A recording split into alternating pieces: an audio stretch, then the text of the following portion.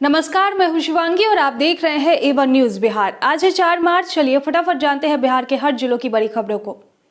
पहली खबर, सिवान जिले में लूट की घटनाएं कम होने का नाम नहीं ले रही है। मंगलवार को भी मुफस्सिल थाना क्षेत्र में अपराधियों ने पिस्टल दिखाकर एक युवक से उसकी बाइक व मोबाइल फोन लूट लिए हैं। पीड़ित महादेवा ओपी क्षेत्र के नई बस्ती निवासी अर्जुन कुमार श्रीवास्तव ने इस घटना की जानकारी पुलिस को दी। सूचना पाकर पुलिस घटना की छानबीन में जुट गई है।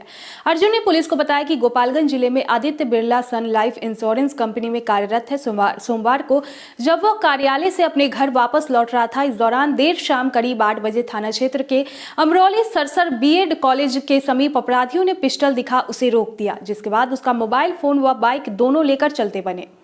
अगली खबर, छपरा मंडल कारा के बंदियों से मिलने का अब रास्ता साफ हो गया है। सरकारी गाइडलाइन के तहत गुरुवार से जेल प्रशासन के मुलाकाती शुरू कर दिया है। मुलाकाती से पहले परिजनों को ऑनलाइन आवेदन का समय लेना होगा, अन्यथा वे मुलाकात करने से वंचित हो जाएंगे।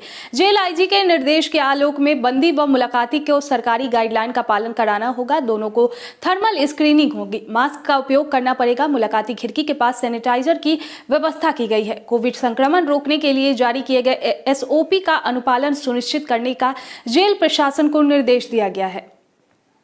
अगली खबर, होली को देखते हुए पटना, मुजफ्फरपुर और हाजीपुर में 24 घंटे ड्रोन से शराबियों की निगरानी होगी। रात के समय भी इन जगहों पर ड्रोन टोल होंगे। उत्पाद विभाग ने विशेष सख्ती बरतने के निर्देश दिए हैं। तीनों जिलों में अवर निरीक्षक और निरीक्षक समेत मद्य निषेध विभाग के 21 अफसर की तैनाती की गई है। इनमें मुजफ्फरपुर में 10, पटना में 7, वैशाली में 4 अतिरिक्त कर्मियों की प्रतिनियुक्ति की गई है। ये सभी पदाधिकारी व कर्मी 23 मार्च तक इन सब जिलों में प्रतिनियुक्त रहेंगे।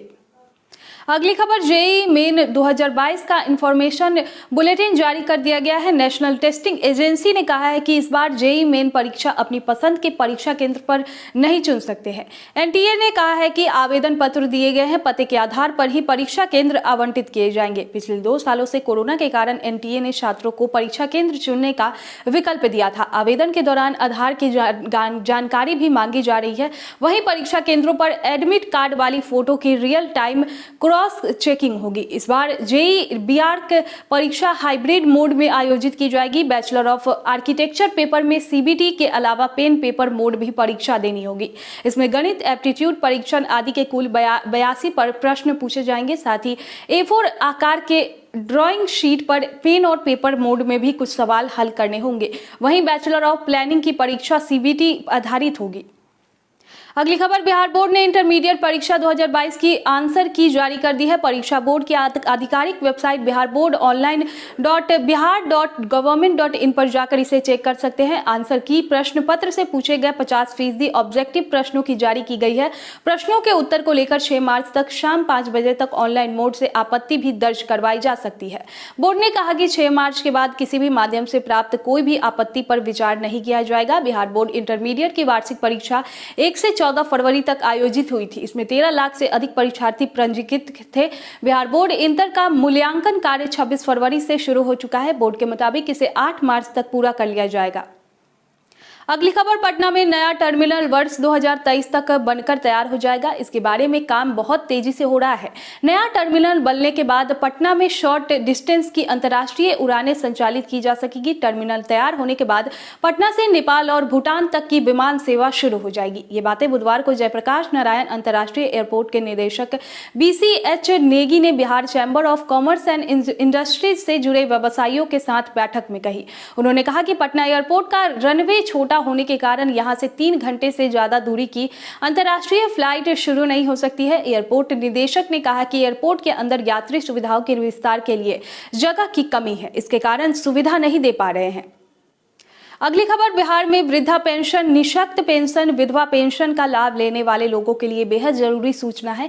सामाजिक सुरक्षा पेंशन योजना के तहत पेंशन पाने वाले लोगों को 10 मार्च तक अनिवार्य रूप से लाइफ वेरिफिकेशन करवाना होगा। 10 मार्च तक जो लोग लाइफ वेरिफिकेशन करवाने से रह जाएंगे उन्हें पेंशन से वंचित रखना पड़ेगा।